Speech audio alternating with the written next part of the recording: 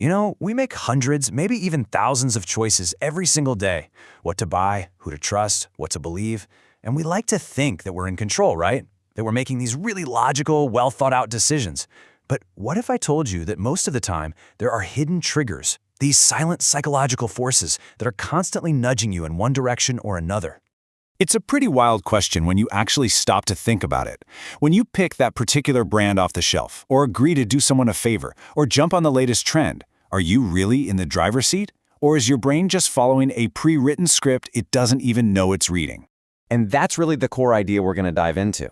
See, these triggers are like mental shortcuts. Our brains are lazy. They use these shortcuts to make decisions faster and easier.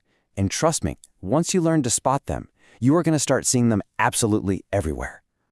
Okay, so first up, let's talk about one of the most powerful influences out there, other people. We are social animals through and through, and what the crowd does has a massive impact on our own behavior. Just picture this. You're walking down a busy city street. You see one guy just staring up at the sky. You'd probably just walk right by, right? Maybe he's just daydreaming. But what if it's not one person? What if it's a whole group of people, all looking up at the exact same spot? Your brain immediately goes, whoa, hold on, something important must be happening up there. I gotta see this. You will almost definitely look up too. And get this isn't just some hypothetical idea. This comes from a real experiment. When only one person was looking up, about 40% of the people who walked by also looked up.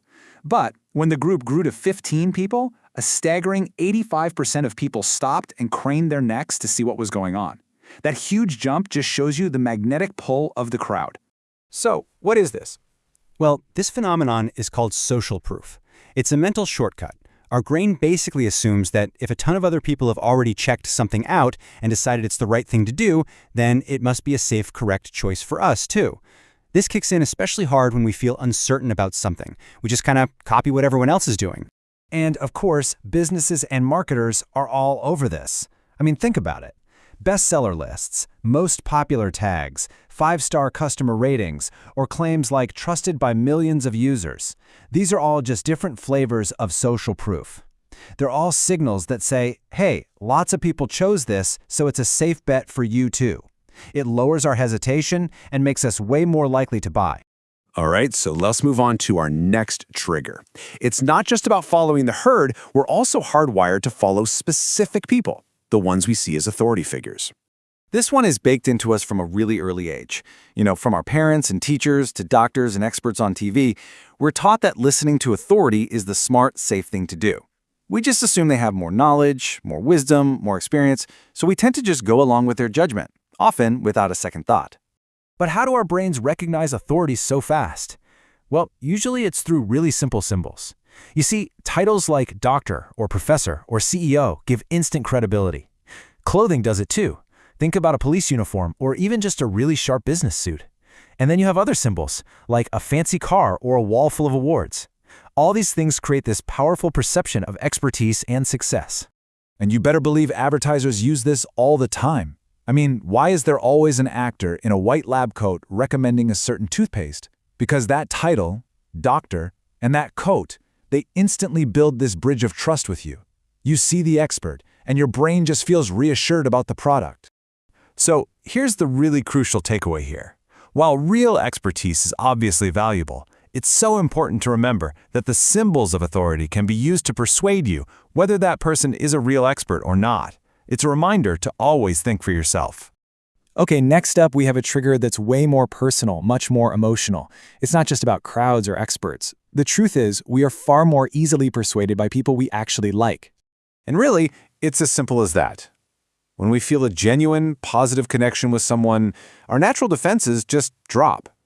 We become more trusting, more agreeable, and just find it a lot harder to say no to them. It's a total heart-over-head response.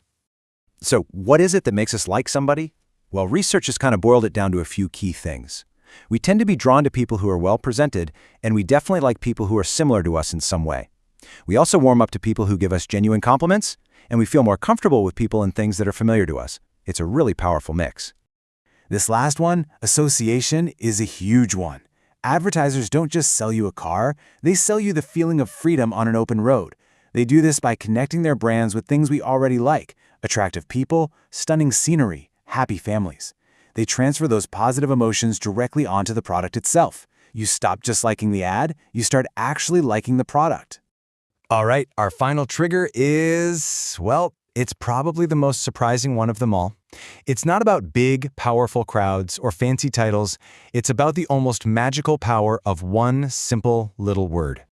So, let's say you need to ask a small favor, like cutting in line at a copy machine. How could you phrase your request to almost guarantee that people will say yes? Well, the answer is way simpler than you'd think. See, a simple request like, "Can I go first?" might work, but it might not. But the moment you add that one crucial word, because, you completely change the game. Providing a reason, almost any reason, makes a huge difference.